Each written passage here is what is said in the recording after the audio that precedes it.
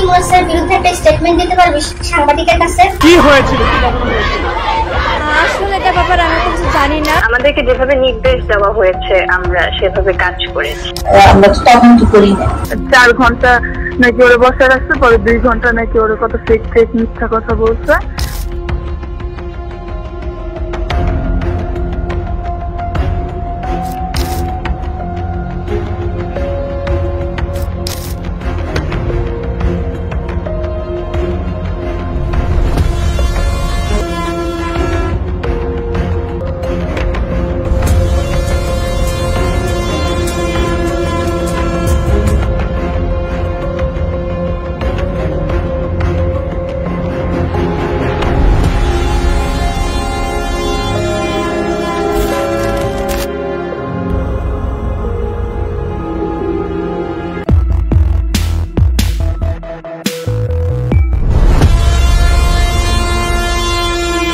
প্রিয় দর্শক, যা দেখলেন এটা কোনো নাটক বা সিনেমার শুটিং এর দৃশ্য নয়, ফ্যাসিস্টের সময়ের গুমের অপচেষ্টার একটি বাস্তব ঘটনা।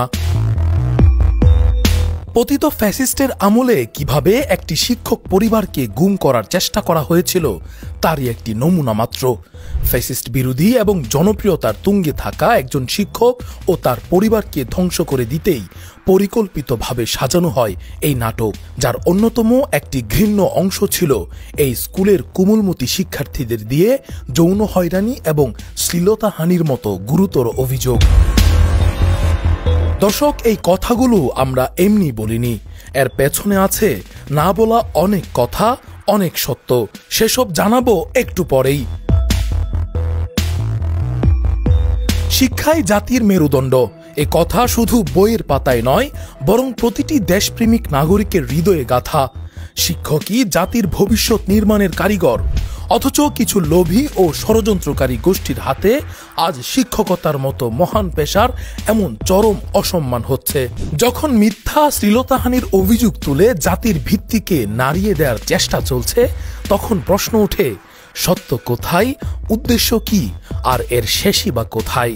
আজ আমরা তুলে ধরব এমনই এক গা শিউরে ওঠার মতো বাস্তব ঘটনা, একজন সৎ আদর্শবান শিক্ষকের বিরুদ্ধে গড়ে ওঠা এক নির্মম সুপরিকল্পিত ফাঁদের। এই গল্প শিক্ষক মুরাদ হোসেন সরকারের, যিনি দীর্ঘ 1.5 দশকেরও বেশি সময় ধরে ভিকারুন্নিসা নুন স্কুল অ্যান্ড কলেজে সুনামের সাথে শিক্ষকতা করে আসছেন। ছাত্রছাত্রীদের কাছে তিনি ছিলেন একজন পথপ্রদর্শক, অভিভাবকদের চোখে ছিলেন বিশ্বাসের আরেক নাম। অথচ আজ তিনিই দাঁড়িয়ে আছেন সমাজের কাঠগড়ায়, অপমান আর অপবাদের বিষাক্ত ছায়ায়। কিন্তু এই দুর্ভাগ্যজনক মোড়টা কোনো হঠাৎ ঘটে যাওয়া দুর্ঘটনা নয়, বরং ছিল এক সুপরিকল্পিত ষড়যন্ত্রের ফসল। একটি চক্র যাদের মধ্যে ছিল কিছু দুর্নীতিগ্রস্ত পুলিশ সদস্য, প্রভাবশালী ব্যক্তিত্ব, তৎকালীন ক্ষমতাসীন রাজনৈতিক গোষ্ঠীর ছায়াতলে লালিত কিছু স্বার্থান্বেষী চর এবং স্কুলের অভ্যন্তরে লুকিয়ে থাকা হিংস্র সহকর্মীরা হাত মিলিয়েছিল এক নিরীহ শিক্ষকের জীবন ধ্বংস করতে। মুরাদ সরকারের বিরুদ্ধে যৌন হয়রানির অভিযোগ এনে তাকে সমাজচ্যুত করা, পেশা জীবন ধ্বংস করা এবং তার পরিবারের উপর অনন্ত কলঙ্কের বোঝা চাপিয়ে দেওয়াই ছিল একমাত্র উদ্দেশ্য।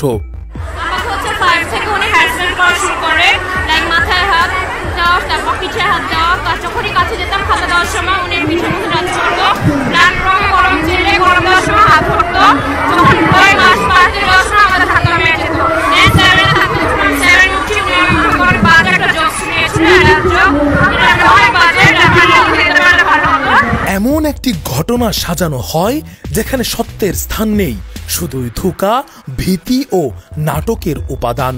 স্কুলের ভেতরে অভ্যন্তরীণ তদন্তের নামে চলে পক্ষপাত দুষ্ট প্রক্রিয়া, নিরপেক্ষতা গায়েব, প্রমাণের বদলে খোঁজা হয় অভিযোগের সুবিধাজনক ব্যাখ্যা। শিক্ষার্থীদের একাংশকে চাপ প্রয়োগ করে ভুল তথ্য শেখানো হয়, তাদের জবানবন্দি রেকর্ড করা হয় পূর্ব নির্ধারিত চিত্রনাট্য মেনে। অনেকগুলো ভিকটিম সবাই আগে আসতেছে, দেখা যাচ্ছে 2015 সাল 2013 সাল থেকে কিছু আপু আগে আসছে। কিন্তু প্রশ্ন হলো, কে বা কারা এই ষড়যন্ত্রের মূল পরিচালক? কেন তাকে বেছে নেওয়া হলো টার্গেট হিসেবে?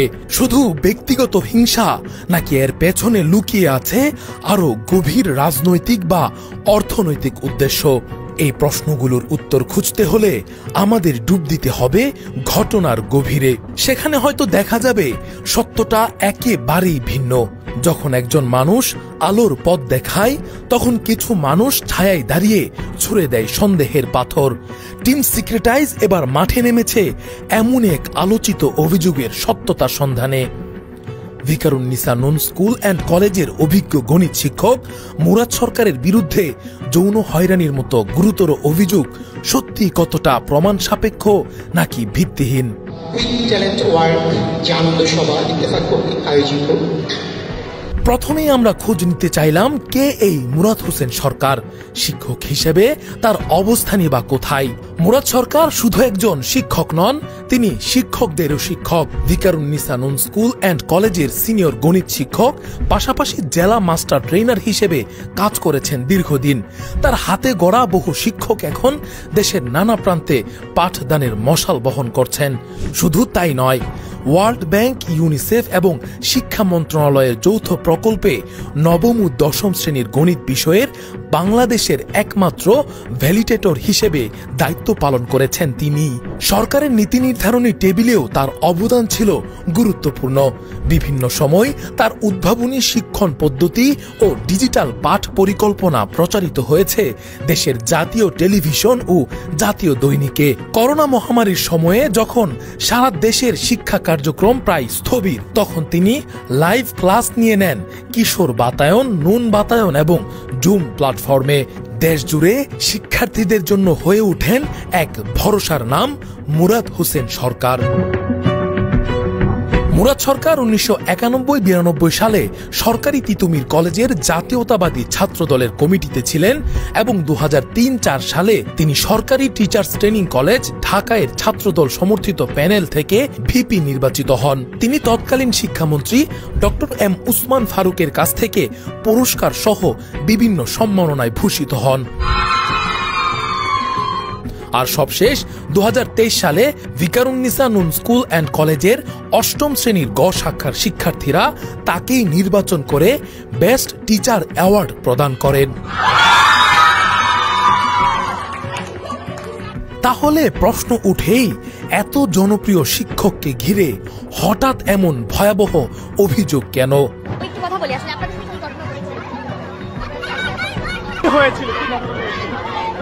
আসলে এটা ব্যাপারে আমি কিছু জানি না। 7 ফেব্রুয়ারি 2024। এদিন ভিকারুন্নিসা স্কুল অ্যান্ড কলেজে ঘটে গেল এমন কিছু যা শুধু একটি দিনের ঘটনা নয়, এটি ছিল এক সুপরিকল্পিত ষড়যন্ত্রের সূচনা। এদিন চলছিল স্কুলের বার্ষিক মিলাদ মাহফিল। অনুষ্ঠান চলাকালীন হঠাৎ একটি চিঠি, যা দিয়ে মিলাদের অনুষ্ঠান থেকে সরিয়ে দেয়া হয় শিক্ষক মুরাদ সরকারকে, পাঠিয়ে দেয়া হয় অন্যত্র আয়োজন হওয়া আন্তর্জাতিক শিক্ষা দিবসের অনুষ্ঠানে।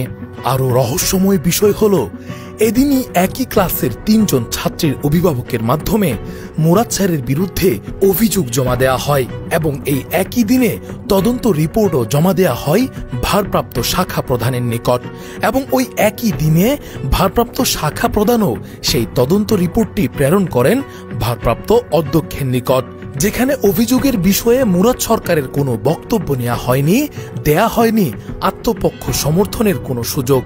এই আপনার প্রতিষ্ঠান থেকে দায়িত্বরত যিনি ছিলেন, সেখান থেকে আপনাকে কোনো কারণ দর্শানোর নোটিশ দেওয়া হয়েছিল কিনা? না, তাদের এই অভিযোগটি 7 তারিখে হলেও আমাকে কোনো প্রকার কোনো কারণ দর্শানোর নোটিশ করা হয়নি, আমার বক্তব্য শোনা হয়নি এবং আমাকে এক প্রকার পাশ কাটিয়ে আমার থেকে গোপন রেখে তারা বেশ কিছু কার্যক্রম স্কুল ছুটির দিনে করেছে। কিন্তু কেন? কিসের এত তড়িঘড়ি? কাদের চাপ ছিল এর পেছনে? প্রশ্ন জাগে, তাহলে কি সেই রিপোর্ট আগেই লেখা ছিল? এইসব প্রশ্নের উত্তর খুঁজতে গেলে চোখে পড়ে এক গভীর পরিকল্পনার ছায়া, আর সেই ছায়ার পেছনে দাঁড়িয়ে থাকে কিছু মুখোশধারী ক্ষমতাধর মুখ। তার কিছুক্ষণ পরেই ভিকারুন্নিসার আজিমপুর দিবা শাখায় ছড়িয়ে পড়ে একটি যৌন হয়রানির অভিযোগ। খবর মুহূর্তেই ভাইরাল হয়ে যায় গণমাধ্যমে। কিন্তু যখন টিম সিক্রেটাইজ অনুসন্ধানে নামে তখন উঠে আসে একেবারেই ভিন্ন চিত্র। প্রত্যক্ষদর্শীদের বক্তব্য, সময়ের অসামঞ্জস্যতা ও জবানবন্দির গরমিল থেকে ফুটে ওঠে চক্রান্তের স্পষ্ট ছাপ। তাহলে কি বলা যায় একজন সৎ, জনপ্রিয়, দায়িত্ববান শিক্ষকের সাফল্যই তার সবচেয়ে বড় অপরাধ হয়ে দাঁড়ালো? যেখানে হিংসা, প্রতিহিংসা ও স্বার্থের জটাজালে এক নির্দোষ মানুষকে বানানো হলো কাল্পনিক গল্পের খলনায়ক। এই প্রশ্নের উত্তর খুঁজতে হলে আমাদের পাড়ি দিতে হবে আরো গভীরে, কারণ এই ষড়যন্ত্রের মূল কুশীলবরা এখনো অন্ধকারে। সত্যকে হত্যা করা যায় না, শুধু বিলম্বিত করা যায়। টিম সিক্রেটাইজের অনুসন্ধান এখন শুধু একটি অভিযোগের ব্যাপারে নয়, বরং সত্য উন্মোচনের লড়াই। ভিকারুন্নিসা নুন স্কুল অ্যান্ড কলেজের কোমলমতি শিক্ষার্থীদের আন্দোলনের মুখে অভিযুক্ত হন শিক্ষক মুরাদ হোসেন সরকার। প্রথম দিকে আন্দোলনে ভূমিকা নেয় একই স্কুলের অপর গণিত শিক্ষিকা লাভলি ইয়াসমিনের সন্তান ফাহমিদা ইসলাম জিম এবং জিমের বান্ধবীরা সহ মুরাদ হোসেনের প্রতিপক্ষ শিক্ষিকাদের কাছে প্রাইভেট পড়ুয়া একদল শিক্ষার্থী এবং স্থানীয় আওয়ামী লীগের নেতারা, যারা সরাসরি বহিষ্কারের দাবি তোলেন। কিন্তু পরবর্তীতে এক চাঞ্চল্যকর ফোনালাপে এই আন্দোলনকারীদের মধ্যে থেকে এক শিক্ষার্থী প্রকাশ করেন হেড মেমের নির্দেশ ও গ্রুপে দেয়া নোটিশ অনুসারে তারা আন্দোলনে নামতে বাধ্য হন। আমাদেরকে যেভাবে নির্দেশ দেওয়া হয়েছে আমরা সেভাবে কাজ করেছি, আমাদের ডিউটি ছিল এটা। এটা তো আমাদের হেড নির্দেশ দিয়েছে। আমাদের যে 5 জনের যে প্যানেল, আমরা তো প্যানেলের গ্রুপে নোটিশ দেওয়া ছিল এরকম। পরবর্তীতে জানা যায় আন্দোলনটি পূর্ব পরিকল্পিত ছিল। কয়েকজন শিক্ষার্থী সরাসরি মুরাদ সরকারের বাসায় গিয়ে জানান একাধিক শিক্ষক এই আন্দোলনের পরিকল্পনায় জড়িত ছিলেন। কাল আসলে আমাদের একটা সহকারী শিক্ষক, মানে প্রধান শিক্ষকের পরে যে কানিহাজি পাঠালেন, উনি হচ্ছে স্কুলের স্টুডেন্টদেরকে ফোর্স করে নিচে নামাইছে। সাংবাদিকরা আসছিল, এরপরে বলছিল যে তোমাদের আন্দোলনে দাঁড়াইতে হবে। হেডগার্ড ভাইস যারা ছিল ওদেরকে দিয়ে আগে পোস্টার লিখিয়েছিল মানে মুরাদ স্যারের বিরুদ্ধে। তো আমরা ওইটা কেউ জানতাম না। আগের দিন ওনার অ্যানাউন্সমেন্ট বলছে কি যে সব ভলেন্টিয়ারদেরকে কালকে প্রেজেন্ট থাকবে। হঠাৎ করে কানে চাপা বলে কি যে সবাইকে নিচে নামতে হবে। তার আগে একটা হেডগার্ড আসছে আমার কাছে, এসে বলে কি তুই কি মুরাদ স্যারের পক্ষে নাকি বিপক্ষে? এখন আমি তো চিন্তা করতেছি কি বলবো। আমি বলছি কি আমি কোনোটাতেই ছিলাম না, পক্ষেও ছিল না বিপক্ষেও ছিল না। পরে বলে কি আচ্ছা তুই কি মুরাদ স্যারের বিরুদ্ধে একটা স্টেটমেন্ট দিতে পারবি সাংবাদিকের কাছে?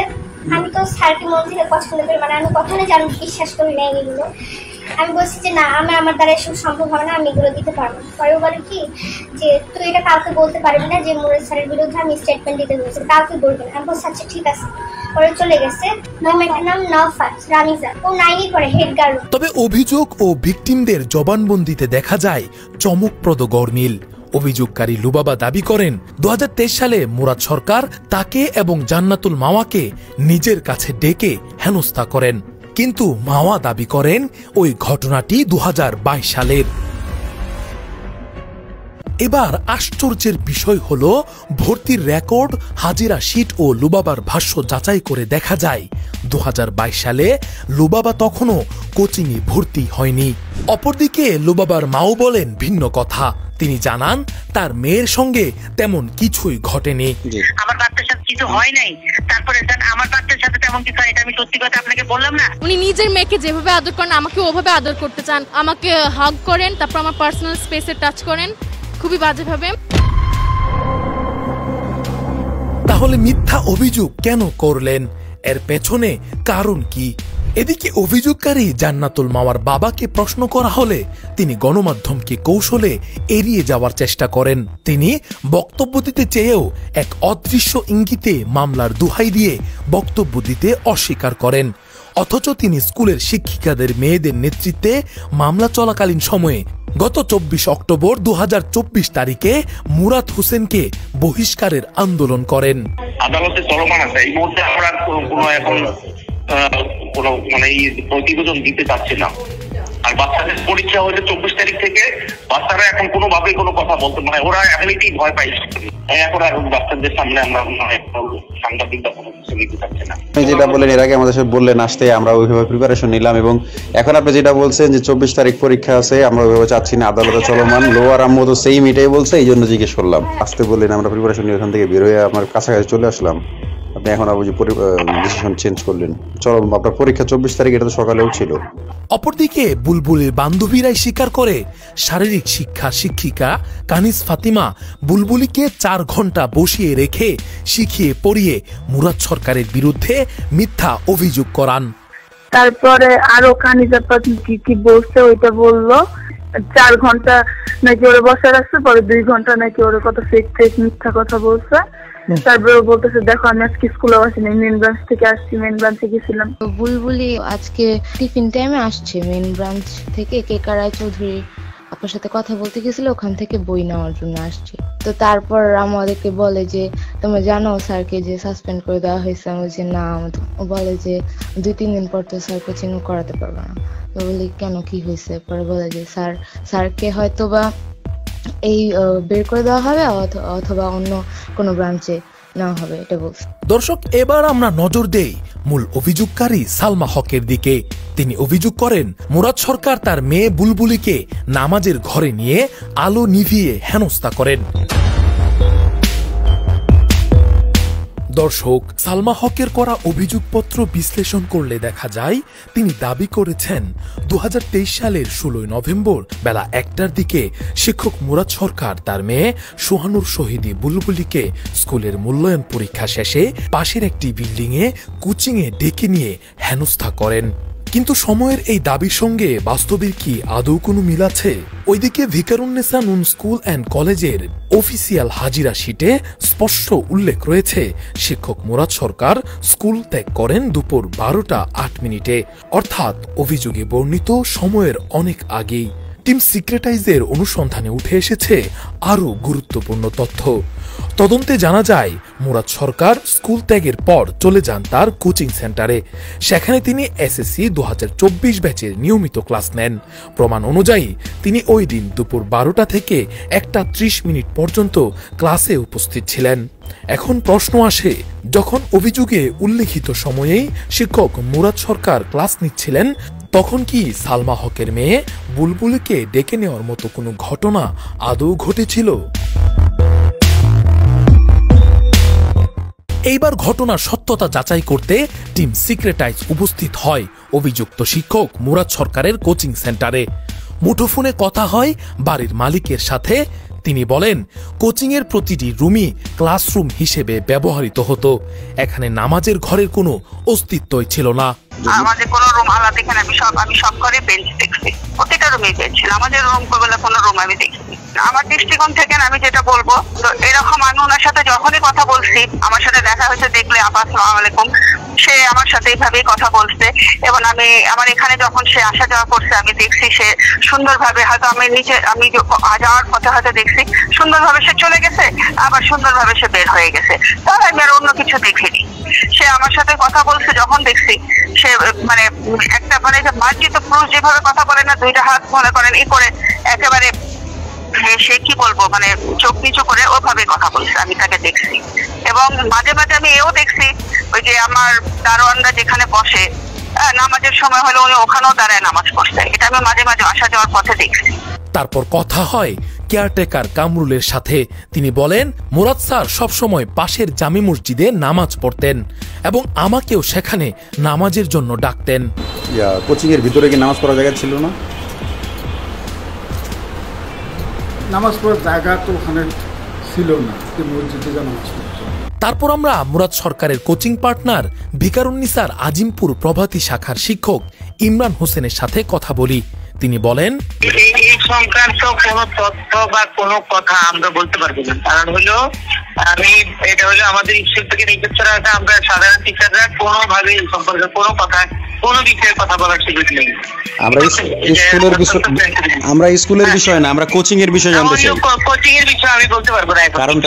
কারণটা কি? কারণের কোনো কথা না, এটা বলার কোনো তথ্য দেওয়া যাবে না। আপনার প্রিন্সিপাল যে নিষেধ, আপনি বলেন প্রিন্সিপাল নিষেধ করছে। আমার প্রিন্সিপাল আমাকে নিষেধ করে নাই, আমাকে কাউ করে নাই। আমি স্কুলের বিষয়ে কথা বলার নিষেধ আছে। আমি নিষেধটা কি করছে আসলে? আমি আপনাকে তো আমি তথ্য দিতে মানে কোনো বাধ্য না। আমি অবশ্যই আপনি তথ্য দিতে আমি ওই কোচিং এ পড়াই নাই তো ভাই। আমি এই কোচিং এ দেখতে ক্লাস টিচারে ভিন্ন। এখন আপনি আমাকে এসব তথ্য এত দিন পরে আপনি কোচিং এ পড়ান নাই? আমি পড়াইছি সেই সময়, সেটা আরো আগে। আমি ওখান থেকে আসছি যেহেতু না, আমরা জানতে চাচ্ছিলাম ওই কোচিং এ নামাজ পড়ছিলেন কিনা আপনি সেই জন্য। না, আমি নামাজ দরকার এমনি পড়ছি, নামাজ বাইরে পড়ছি। ওখানে নামাজ পড়ার দরকার হবে না। আমি যে টাইমে পড়াইছি ওই টাইমে তো নামাজের সময় ছিল না। আমি পড়াইতাম সকালে তো নামাজের সময় ছিল। ওইখানে কি নামাজের রুমটা কোন দিকে ছিল কোচিং এর? নামাজের রুম কোন দিকে ছিল আমি দেখি না। আমি ওখানে এক্সট্রা কোনো রুম দেখি নাই নামাজের জন্য। আমি যে সময় পড়াইছি, আমরা 5 সময় পড়াইছি। এই মানে যে রুমগুলি ছিল ওই রুম 3টা রুম ছিল, 3টা রুমে আমরা পড়াইছি। আর এক রুমে মানে যেটা কিচেন ছিল ওই রুমে হইলো আপনার আমরা স্টোর রুম হিসেবে ব্যবহার করছি। তার মানে তো নামাজের জন্য আলাদা কোনো রুম ছিল না আপনাদের? না, আমি ওটা আমার সময় আমি দেখিনি। আমার সময় আমি কিছু বলতে পারবো না। তাহলে প্রশ্ন উঠে, যেখানে নামাজের কোনো রুমই নেই সেখানে নামাজের রুমে নিয়ে সন্তান তুল্য শিক্ষার্থীদের হেনস্থা করার অভিযোগটি কতটা সত্য? অবাক করা বিষয়, অভিযোগ কোচিংয়ে নামাজের রুমকে কেন্দ্র করে হলেও বিস্ময়করভাবে ঘটনার তদন্ত হয়েছে স্কুলে। কিন্তু কেন জানতে চাইলে উচ্চতর তদন্ত কমিটির 2 জন সদস্য অকপটে স্বীকার করেন ভিকারুন্নিসা নুন স্কুল অ্যান্ড কলেজের তৎকালীন গভর্নিং বোর্ডের সভাপতি ও ফ্যাসিস্ট আওয়ামী লীগের নির্বাচন বাস্তবায়নকারী তৎকালীন বিভাগীয় কমিশনার মোহাম্মদ সাবিরুল ইসলামের নির্দেশে তারা কোনো প্রকার তদন্ত না করেই তদন্ত প্রতিবেদনে স্বাক্ষর করতে বাধ্য হন। এটা একদম ডিসি অফিসে মানে মনে করেন 3-4 ঘন্টা ছিল। আমরা তাহমিনা দুজনই বলছি কথা, আমরা তো তদন্ত করি না। এখন তো কথা তো 2 রকম আসতেছে। আমি বলছি যে আমি তো কিছুই করি না। এখন বলে কি আপনি সই করেন, আমরা করেছি তদন্ত করেছি। আমি আর স্যার সহ তদন্ত সাবিরুল ইসলাম উনি বললেন যে আমরা তো করছিলাম, কিন্তু সাবিরুল স্যার একটু কারেকশন দিছে, কারেকশনটা অসুবিধা নেই, আপনি একটু স্বাক্ষর করবেন। কি বললো যে উনি কারেকশন করে দিচ্ছে। তো প্রথম রিপোর্টটা আমি করছি যে এইভাবে ডিউটি করা হয়। এটা যে আমল পরিবর্তন করে দিচ্ছে এটাও তো আমাদের জানা ছিল না। বক্তব্য কিন্তু আমার সাথে শেয়ার করেন এই বিষয়টা।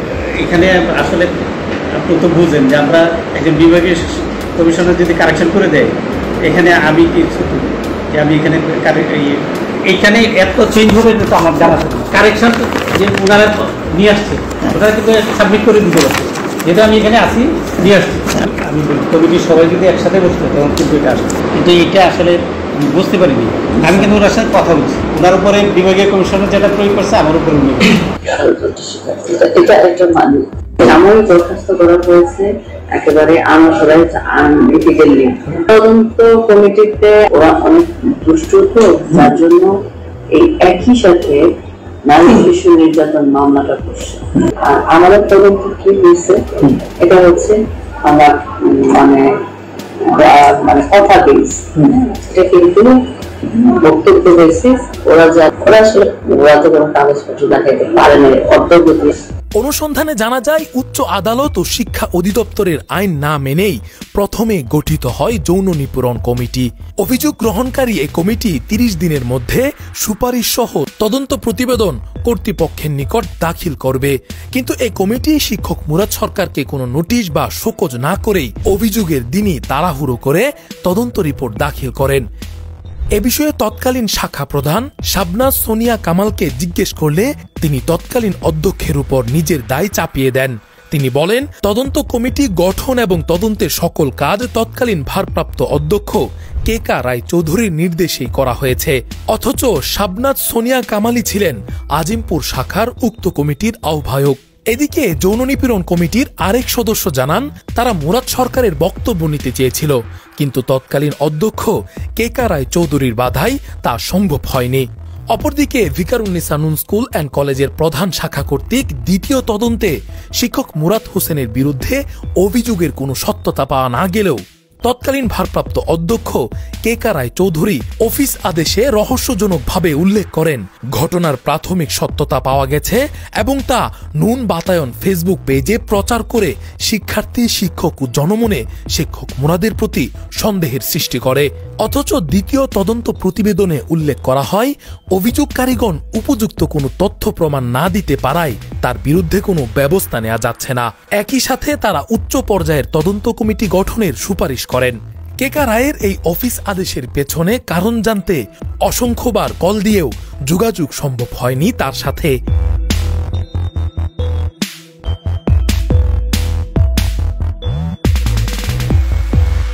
তদন্তে বের হয়ে আসে ষড়যন্ত্রের নীল নকশা।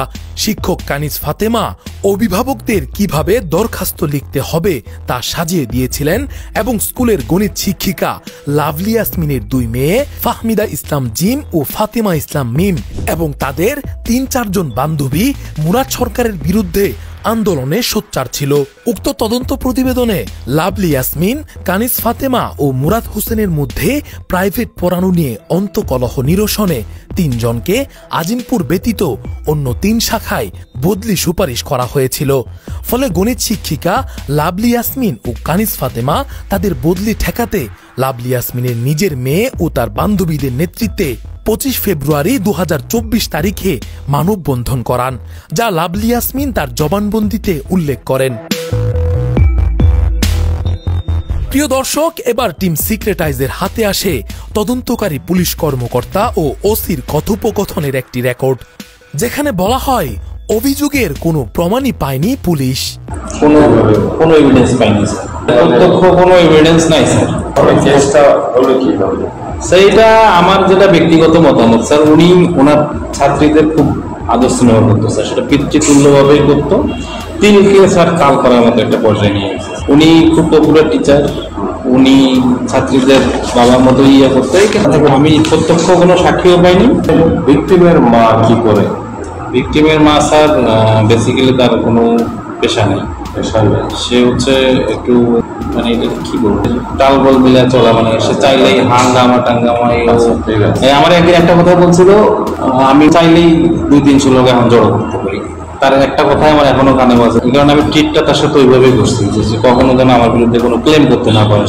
এটা স্যার আমি এই ছাত্রী কি জন্য, ওনার কি শত্রুতা, কে বা লেলাই দিয়েছে, কার ইন্ধনে এগুলো স্যার। এইখানে উনি হচ্ছে হাই স্কুলের ক্লাস 6 থেকে উপরেরটা উনি দেখেন। প্রাইমারিতে আরেকজন গণিতের টিচার আছে, তারও একটা কোচিং 6 থেকে 5 থেকে নিচে আরেকটা ম্যাডাম আছে, যে ম্যাডামের ছবি দেখে ওনারও একটা কোচিং আছে। হলো এটা বিল্ডিং এর গলিতে। আমি যতটুকু শুনছি অথবা যতটুকু পাইছি স্যার, ওই ম্যাডামও উপরের ক্লাসে কোচিং করানো শুরু করবে।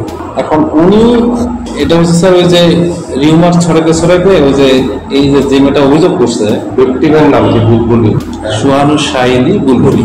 সবাই চেষ্টা করতো ওনার সান্নিধ্য পাওয়ার, মানে কে প্রিয় ছাত্রী হবে।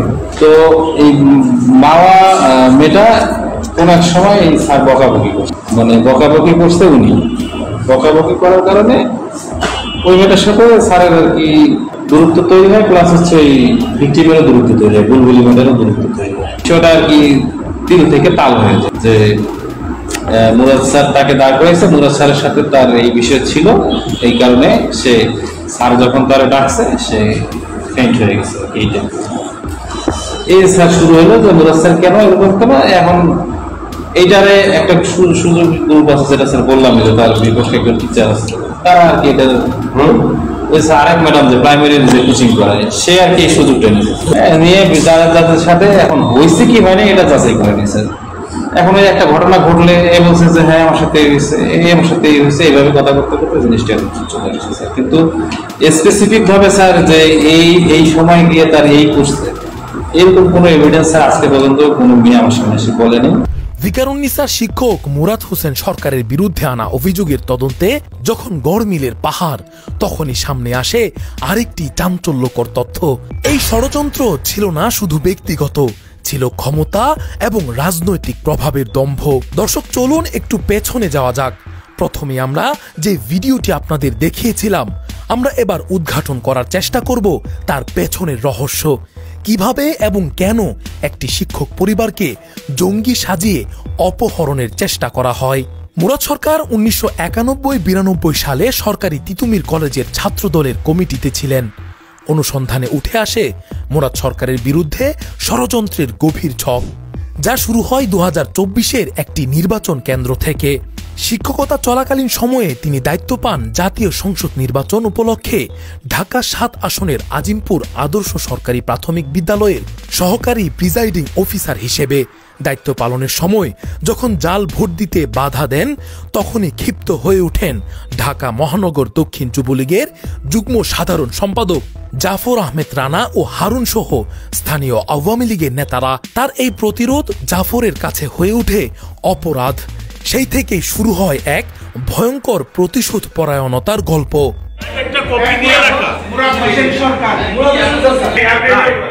জাফর আহমেদ রানা তখন থেকে শুরু করেন ষড়যন্ত্রের জাল বোনা। খুঁজতে থাকেন কিভাবে চিরতরে সরানো যায় মুরাদ সরকারকে, এবং এই ষড়যন্ত্রের অস্ত্র হিসেবে ব্যবহার করা হয় সবচেয়ে নির্মম উপাদান কোমলমতি শিক্ষার্থীদের। নির্বাচনের ঠিক 1 মাস পর 2024 সালের 7 ফেব্রুয়ারি জাফরের ইন্ধনে ষড়যন্ত্রকারী সিন্ডিকেটটি উদ্দেশ্য প্রণোদিত অভিযোগ দায়ের করে মুরাদ সরকারের বিরুদ্ধে। ষড়যন্ত্রের প্রথম দৃষ্টান্ত হিসেবে জাফরেরই মেয়ে রূপন্তীকে দিয়ে ফেসবুকে ছড়ানো হয় এক প্ররোচনামূলক পোস্ট, যা ছিল পুরো ঘটনাটিকে ঘোলাটে ও নাটকীয় করে তোলার পরিকল্পিত প্রাথমিক ধাপ। গণিত শিক্ষিকা লাভলি ইয়াসমিনের ছোট মেয়ের ঘনিষ্ঠ বান্ধবী এই রূপন্তীর পোস্টের পরপরই 4টি পোস্ট ও শেয়ার করেন বিদেশে অবস্থানরত লাভলি ইয়াসমিনের বড় মেয়ে ফাতেমা ইসলাম মিম। সেই সাথে শারীরিক শিক্ষা শিক্ষিকা কানিস ফাতেমাও তাদের পোস্টে কমেন্ট করে শিক্ষার্থীদের উস্কে দিতে থাকে।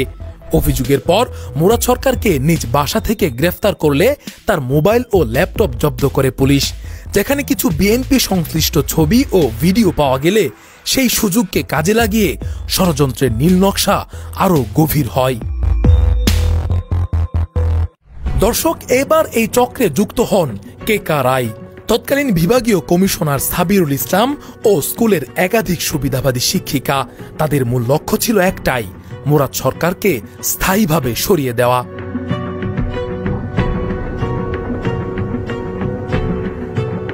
এবার এই ষড়যন্ত্রে আরও যুক্ত হন ফ্যাসিস্টের আরেক দোসর বর্তমান অধ্যক্ষ মাজেদা বেগম। উপেক্ষা করেন জেলা শিক্ষা অফিসের নির্দেশ। চালানো হয় ষড়যন্ত্রময় প্রশাসনিক অভিযান। বেতন ও বোনাস আটকে দেয়া হয়। শেষমেশ কোনো প্রকার কারণ দর্শানোর নোটিশ না করে এবং সকল তদন্তের সুপারিশকে আমলে না নিয়ে সম্পূর্ণ বেআইনিভাবে মুরাদ সরকারকে চাকরিচ্যুত করা হয় স্থায়ীভাবে। শিক্ষক মুরাদ হোসেন উক্ত বরখাস্তের আদেশের বিরুদ্ধে মহামান্য হাইকোর্টে রিট পিটিশন দায়ের করলে মহামান্য হাইকোর্ট ষড়যন্ত্রের বিষয়টি আমলে নিয়ে ভিকারুন্নিসার আজিমপুর দিবা শাখার কথিত যৌন নিপীড়ন কমিটি ও শিক্ষক মুরাদ সরকারের বরখাস্তের আদেশ স্থগিত করেন। সবচেয়ে ভয়াবহ ঘটনাটি হল মুরাদ সরকারের পরিবারের অন্য সদস্যদের অপহরণের চেষ্টা করা হয় পরিকল্পিতভাবে। তাদের পরিকল্পনা ছিল অপহরণ সফল হলেই মুরাদ সরকার ও তার পরিবারকে জঙ্গি আখ্যা দিয়ে সমাজচ্যুত করা। এই ষড়যন্ত্রের লক্ষ্য ছিল কেবল একজন শিক্ষক নয়, এটা ছিল ফ্যাসিস্ট সরকারের বিরোধী কণ্ঠরোধের একটি ছোট অথচ ভয়ঙ্কর দৃষ্টান্ত। ওনার পকেটে হাত দিয়ে একটি কাগজ বা ভিজিটিং কার্ড এরকম একটি কিছু আমাকে শো করছেন। এরকম আমার কাছে যখন নিয়ে আসে, সেটা আমার নাকের কাছে নিয়ে সেটা উপস্থাপন করে, নাড়াচাড়া করার সাথে সাথে আমি জ্ঞান হারিয়ে ফেলি এবং এরপরে যে কি হয়েছে সেটা আমি বলতে পারবো না। দর্শক, চলুন এবার দেখে আসি কে এই মাজেদা বেগম। তৎকালীন কোতোয়ালি থানা আওয়ামী লীগের সাধারণ সম্পাদক জামাল উদ্দিন মোহাম্মদ আকবর বাবলা, যিনি এলাকায় পরিচিত ছিলেন ফ্যাসিস্টের দোসর নামে, তারই স্ত্রী মাজেদা বেগম। এবং এই সম্পর্কই অনেক কিছু সহজ করে দেয় তার জন্য। একজন সাধারণ শিক্ষিকা থেকেও তিনি হঠাৎ করে হয়ে ওঠেন বিদ্যালয়ের অধ্যক্ষ। কারণটা স্পষ্ট, রাজনৈতিক প্রভাব এবং ক্ষমতার ছায়া। শুধু যে পদ পেতে সুবিধা হয়েছে তাই নয়, অভিযোগ আছে অধ্যক্ষ হওয়ার পর থেকেই তিনি আচরণে ফ্যাসিস্ট চক্রের ভূমিকায় অবতীর্ণ হন। শিক্ষক মুরাদ সরকার জানান, রাজনৈতিক মতবিরোধের কারণে অধ্যক্ষ মাজেদা বেগম বিভিন্ন সময়ে তাকে মানসিক চাপে রাখতেন, এমনকি তার বিরুদ্ধে উদ্দেশ্য প্রণোদিত মন্তব্য ও কর্মকাণ্ডে লিপ্ত থাকতেন। বাবলা মারা গেলে স্কুলের অফিসিয়াল পেজ নুন বাতায়নে প্রকাশ করা হয় একটি রাজনৈতিক মোড়কে মোড়া আওয়ামী লীগের নেতার মৃত্যুর শোক বার্তা। সেই পোস্ট আজও দৃশ্যমান স্কুলের অফিসিয়াল পেজ নুন বাতায়নে। শোক প্রকাশ নয়, এ যেন প্রভাব বিস্তারের নিঃশব্দ ঘোষণা। স্কুল প্রশাসনের রাজনৈতিক দখলদারিত্ব কতটা ভয়ঙ্কর হতে পারে তার জলজ্যান্ত প্রমাণ প্রশ্ন উঠেছে, জুলাই আন্দোলনে স্বৈরাচার মুক্তির জন্য হাজারো প্রাণহানি ঘটলেও ভিকারুন্নিসার মতো স্বনামধন্য স্কুলের অধ্যক্ষ হিসেবে কিভাবে এখনো দায়িত্বরত আওয়ামী লীগ নেতা বাবলার স্ত্রী মাজেদা বেগম? একজন রাজনৈতিক নেতার স্ত্রীর এভাবে স্কুল প্রশাসনের দায়িত্বে বসা আর তারপর থেকেই একের পর এক ষড়যন্ত্র কি নিছকই কাকতালীয়? জানতে চাইলে তিনি গণমাধ্যমকে হুমকি দিয়ে বলেন, আপনাদের যা করার করেন। আর আপনাদের যে কমিটি গঠন করা হয়েছে বলেন, সেখানেও তো আদালতের যে নির্দেশ ছিল সেটা মানা হয় নাই। এরপরে হচ্ছে আপনার কোর্টের আদেশ ছিল ওনার যে অস্থায়ী যে বরখাস্ত করার এটা বহাল রাখার জন্য, আপনারা যে স্থায়ী বরখাস্ত করলেন কোর্টের রায় অমান্য করে, এই বিষয়টা কেমন?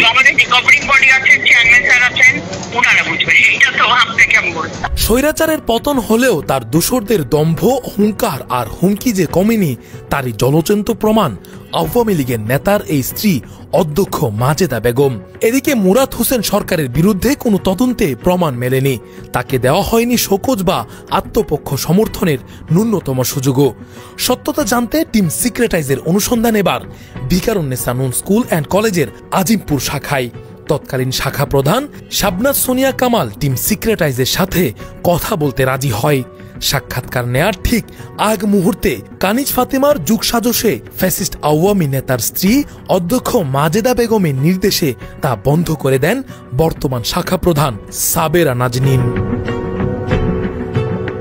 ভিকারুন্নিসা নূন স্কুল অ্যান্ড কলেজের গণিত শিক্ষক মুরাদ হোসেন সরকার অভিযোগ করে বলেন, আমাকে আজ পর্যন্ত কোনো শোকজ বা কারণ দর্শানোর নোটিশ কিছুই দেয়া হয়নি, শুধু রাজনৈতিক পরিচয় বিএনপি করি বলেই এই শাস্তি। তার বিরুদ্ধে যখন কোনো প্রমাণ পাওয়া যায়নি তখন জেলা শিক্ষা অফিসারের দপ্তর থেকে নির্দেশ আসে পুরো বেতন ভাতা বুঝিয়ে দিতে হবে। বেতন ভাতাদি দেওয়ার জন্য অধ্যক্ষকে চিঠি দেওয়া হয় জেলা প্রশাসকের কার্যালয় ডিসি অফিস থেকেও, কিন্তু সেই নির্দেশও স্কুল প্রশাসন পাত্তা দেয়নি। সরকারি আদেশ মানতে বাধ্য কিনা জানতে চাইলে তিনি বলেন, উনি তো বহিষ্কৃত শিক্ষক আর হচ্ছে ফৌজদারি মামলাও চলছে, সবকিছু সব নাহলে ওনার বেতন কিভাবে চালু করা যায়নি? যদি আমার কোর্টে আমার অলরেডি কেস চলছে, সেইটা নয় ওনার কথা, ওনার সাথে কথা বলবো। আমি তো লয়ারের সাথে কথা বলছি, ওনার কেসগুলো আমি কোর্টে চালাচ্ছি, আপনার সাথে আলাদা কেন কথা বলবো? হ্যাঁ, প্রতিবেদন করতে ওনার প্রতিবেদন তো আমরা এইভাবে দিব না। তো আপনি মানে ওনার কেস চলছে, ওনার ফৌজদারি মামলা আছে, আপনি আমাকে প্রতিবেদন তৈরি করার তথ্য চাচ্ছেন। আমি এইভাবে মুরাদ হোসেন নিয়ে আমি কোনো কথা বলতে পারবো না। কেন এই নির্দেশ মানা হয়নি? কার নির্দেশে মুরাদ হোসেনকে সম্পূর্ণ উপেক্ষা করা হলো? এই প্রশ্নের জবাব দিতে নারাজ পুরো স্কুল প্রশাসন। এখন প্রশ্ন উঠে, একজন শিক্ষকের রাজনৈতিক মতাদর্শ ভিন্ন হলেই কি তার পেশাগত অস্তিত্ব মুছে ফেলা যাবে? ক্ষমতার ছায়ায় বসে একজন মৃত আওয়ামী লীগ নেতার স্ত্রী কি এভাবে শিক্ষা প্রতিষ্ঠান চালাবেন? যেখানে প্রমাণ নেই সেখানেই প্রশ্ন আছে, যেখানে সত্যের ছায়া নেই সেখানে ষড়যন্ত্রের গন্ধ। অভিযুক্ত শিক্ষক মুরাদ হোসেন সরকারকে নিয়ে এই পুরো ঘটনা ছিল পূর্ব পরিকল্পিত এবং এর পেছনে লুকিয়ে আছে একাধিক পুরনো শত্রুতা ও আর্থিক স্বার্থের জটিল হিসাব। মুরাদ সরকারের দাবি, কানিজ ফাতেমার কাছে জমি বিক্রির ৩ লক্ষ টাকা পেতেন, কিন্তু সময় মতো টাকা ফেরত না দিয়ে কানিজ ফাতেমা বিষয়টি নিয়ে টালবাহানা করতে থাকেন। সেই আর্থিক দ্বন্দ্ব সময়ের সঙ্গে সঙ্গে রূপ নেয় শত্রুতায়, পরবর্তীতে পরিণত হয় হয়রানিমূলক ষড়যন্ত্রে। জমির শেয়ার বিক্রি করা হয় এবং তিনি মূলত পুরো টাকাটি দেননি, যে কারণে তার এবং আমার সাথে একটি শত্রুতার ভয়ঙ্কর রূপ ধারণ করে এবং এক পর্যায়ে ওনার পার্টনার হিসাবে তাকে থাকতে বলা হয়েছিল এবং সেটি তাকে না দেওয়ার কারণেও সে ওই জ্যাকটি হয়তো আমার উপরে ঢালছেন এখনো। ভিকারুন্নিসার শিক্ষক মুরাদ হোসেন সরকারের বিরুদ্ধে আনা অভিযোগের পেছনে লুকিয়ে রয়েছে একাধিক পুরনো বিতর্ক এবং প্রতিহিংসার গন্ধ। মুরাদ সরকার নিজেই জানালেন, 2015 সালে জমি বিক্রির ৩ লক্ষ টাকা ফেরত না পাওয়াকে কেন্দ্র করে শুরু হয়েছিল বিরোধ। সঙ্গে আছে কোচিং ব্যবসায়িক প্রতিযোগিতা, যেখানে মুরাদ সরকারের সফলতা অনেকের হজম হয়নি এবং সেই ঈর্ষা থেকে শুরু হয় তার বিরুদ্ধে পরিকল্পিত ষড়যন্ত্র। পরিশেষে আমরা বলতে চাই, একজন শিক্ষককে হেয় করতে কোমলমতি শিক্ষার্থীদের যেভাবে ষড়যন্ত্রের হাতিয়ার হিসেবে ব্যবহার করা হয়েছে তা শুধু একজন শিক্ষকের জন্য নয়, পুরো শিক্ষা ব্যবস্থার জন্যই এক ভয়াবহ সতর্ক সংকেত। যাদের হাতে বই থাকার কথা তাদের হাতে তুলে দেওয়া হলো ষড়যন্ত্রের স্ক্রিপ্ট। এই বার্তাগুলি যদি একজন শিক্ষার্থীর মনে গেঁথে যায় তাহলে ভবিষ্যতের নাগরিক হবে কেমন? শিক্ষককে অসম্মান করা, মিথ্যা বলাকে উৎসাহ দেওয়ার প্রজন্মই কি গড়ে তুলবে মানবিক সমাজ? এই ঘটনার ভয়াবহতা এখানেই। শুধু শিক্ষক নয়, শিক্ষা নিজেই এই ষড়যন্ত্রেই পরাজিত। দর্শক, যৌন নিপীড়নের মতো স্পর্শকাতর ইস্যুতে বিচার হোক, সততা প্রমাণ হোক, এই দাবির সঙ্গে আমরাও একমত। কিন্তু প্রশ্ন জাগে, মিথ্যে অভিযোগ, পরিকল্পিত অপবাদ আর রাজনৈতিক প্রভাব এই যদি শিক্ষকের ভবিষ্যৎ নির্ধারণ করে, তবে প্রশ্ন জাগে আগামী প্রজন্মের শিক্ষকেরা আর সাহস করে কালোকে কালো বলতে পারবেন কি? দর্শক, আপনাদের কাছে সুনির্দিষ্ট কোনো তথ্য থাকলে আমাদের জানাতে পারেন স্ক্রিনে দেখানো মাধ্যমগুলোতে। ভালো থাকবেন, সুস্থ থাকবেন। ফেস দ্য পিপলের সাথে থাকার জন্য ধন্যবাদ।